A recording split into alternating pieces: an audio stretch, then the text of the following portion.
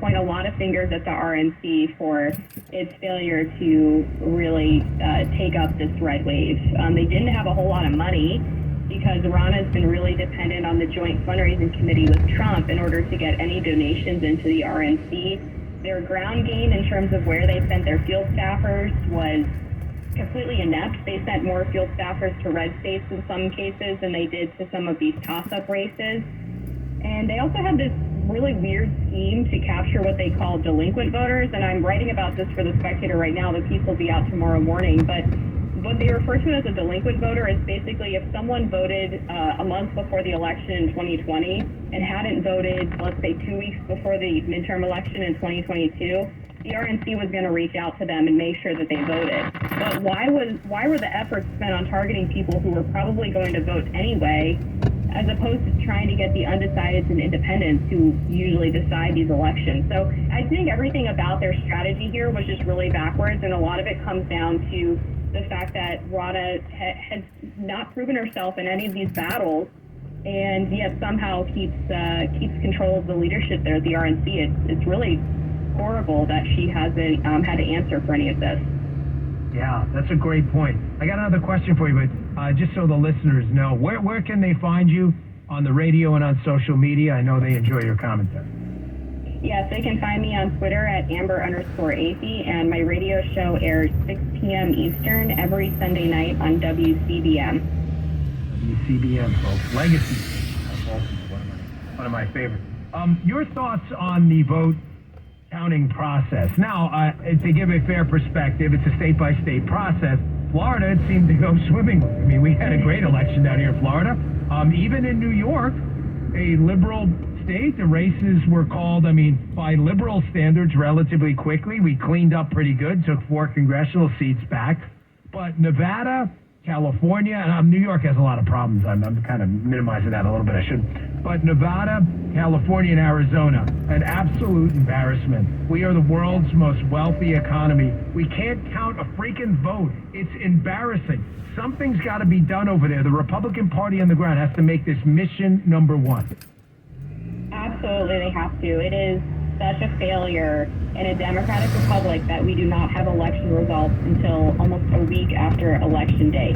Why are we not counting early votes and mail-in ballots as they come in? Why are we waiting until Election Day, and then you have these weird jumps and dumping of ballots that look weird to any onlooker, as it should? It doesn't make any sense to me. And frankly, if the Republican Party is not able to secure these election integrity bills in various states and localities, then they need to get their heads in the game and figure out how they're going to start doing the same ballot harvesting schemes that the Democrats are for early voting. Because if they don't get on board with this, they will never win another election again. Yeah, I just saw a video. It's going around Twitter now. It's taken in Maricopa County on Election Day, Amber. And it's a line that's at least 2+ hours long. And this is odd. If this was a line in a black community in Georgia, the Washington Post and New York Times would be screaming that this is de facto voter suppression. But because it's in a county that may have a substantial portion of Republican votes, nobody seems to care. We got to clean this up. It's asymmetric warfare here. The Democrats are killing us on this. Yeah, the Republicans are doing their voters a disservice, because think about how many people they might have lost because they didn't have the time or ability to stand in that line, or they got to the machine and the machine wasn't working and they didn't stick around, or they didn't take the time to cast a provisional ballot. These are all really valid concerns for the party to have, and I just think if we're going to have the system that allows the early and mail-in voting, you have to take advantage of it. Make sure that your votes are counted before Election Day, so you don't have to be reliant on all of this nonsense that's going on with the voting machines and the people in charge of running the elections trying to mix ballots and all of this other stuff. Just take that off the table and make sure your votes are in and counted before Election Day, if that's what the system is going to be. Amber, I say that all the time. I hope maybe, in the audience, they'll take it from you as well. If you're going to do 3 weeks of early voting, which I hate and is a stupid idea, period. Everybody digging me? Lock your vote in early, too. It makes no sense at all for the Democrats to vote for 3 weeks and Republicans sitting on 3-hour lines for 1 day. 0 cents. That is a tactical failure.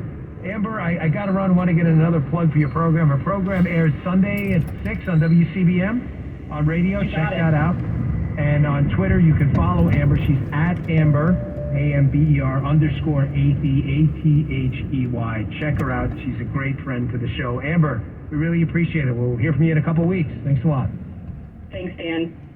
You got it. She's great, folks. That was such a great point about the characterization of Trump's speech, right, Jim? Measured, presidential, issue focused. Instead, that's boring. That's what they do.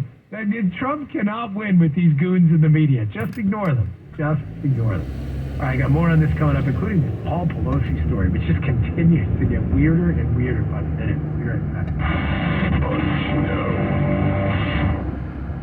Let's see, if something costs less, but people are happier with it, that sounds like something to look into, and that's MediShare. Maybe you've heard switching to MediShare to pay for healthcare can save the typical family $500 a month, and that's huge, but it's also true that people are way more satisfied after making the switch. So the customer satisfaction rate for MediShare is double that of the typical health insurance plan. Double. MediShare works. It's been around for more than a quarter century, and members have shared more than $3 billion of each other's bills. People love having telehealth and a huge nationwide PPO network. So, yeah, you can save a ton and like it better. Imagine being happy with how you're taking care of your health care. So if you're self-employed or part of the gig economy, or you just want a plan you're happy with, you can call right now and get a price within 2 minutes. Very, very smart use of 2 minutes. Here's the number you need. 844-94-BIBLE. That's 844-94-BIBLE. 844-94-BIBLE. Paid for by Christian Care Ministry. Dan Bongino.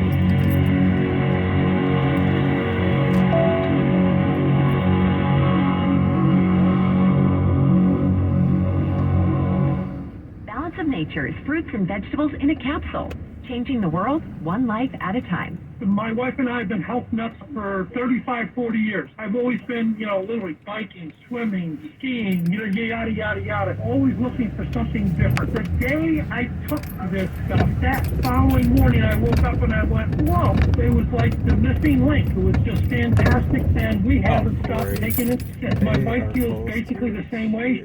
It's the single thing that changed us and convinced us that this stuff is the best thing going. Oh, it's done a good job. I've got a lot more energy. I'm 78 years old, trying to stay alive, and I don't eat right. This helps me get better because I get a balanced diet, and that's very important. I love Balance of Nature.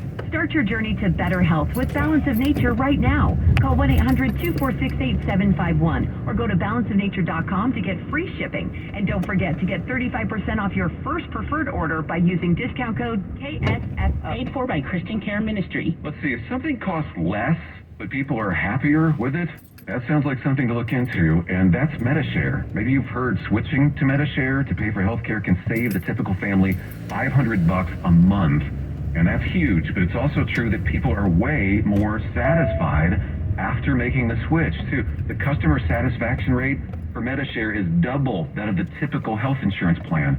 Double. MediShare works. It's been around for more than a quarter century, and members have shared more than $3 billion of each other's bills. People love having telehealth and a huge nationwide PPO network. So, yeah, you can save a ton and like it better. Imagine being happy with how you're taking care of your health care. So if you're self-employed or part of the gig economy, or you just want a plan you're happy with, you can call right now and get a price within 2 minutes. Very, very smart use of 2 minutes. Here's the number you need. 844-53-BIBLE. That's 844-53-BIBLE. 844-53-BIBLE. Hi, Doug Andrew here. Short question. Did you or someone you know lose money in the market in 2008? Do you think a crash like that will happen again? Do you want to have what happened to your money last time happen again? What are you doing differently to prevent that? If your retirement savings are invested in the market, reposition that money and protect it from losses sooner than later. Learn how to make money safely with little to no downside risk. Join us for one of 4 Retire by Design workshops. We're coming to teach free workshops in Morgan Hill, Palo Alto, Walnut Creek, and Dublin. Wednesday and Thursday, January 18th and 19th. Call now to register and get details. 1-888-73-RADIO. That's